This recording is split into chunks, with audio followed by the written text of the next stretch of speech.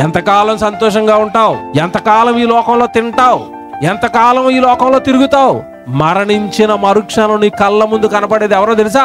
దేవుడు. భూమి మీదలా దేవుడిని విడిచిపెట్టి, దేవుడి సభలు విడిచిపెట్టి, దేవుడి వాక్యాన్ని విడిచిపెట్టి, దేవుడి సన్నిధిని విడిచిపెట్టి నీ ఇష్టానుసారం తినడానికి సుఖించడానికి తిరిగావే. ధనవంతుడు కూడా నీలాగే బ్రతికి వెళ్ళిపోయాడు.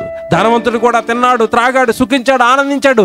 మరణించిన మరుక్షణం దేవుడి చేతుల్లో పడిపోయాడు. ఈరోజు మానవులు కూడా అలాగే ఉన్నారు. దేవుడి కోసం ఎప్పుడైనా ఇలాంటి మీటింగ్ పెట్టి దేవుడిని ఆనంద పెట్టి వాడు ఆనందపడతాడా? దేవుడు సువార్తకెళ్ళి శరీరం నలిగిపోతే, ఈ రోజు నేను దేవుడి కోసం సువార్తకి వెళ్ళానండి, దేవుడి కోసం అనేక మందికి చెప్పానండి, ఎప్పుడైనా ఆనందపడతాడా?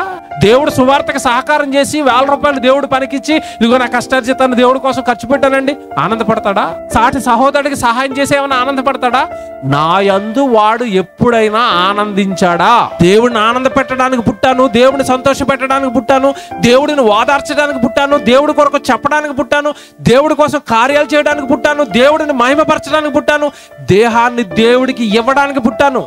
ఇది నీకు అర్థం అవ్వలేదు అంటే నీ జీవితం మొత్తం ఈ లోకానికి నాశనం అయిపోతుంది.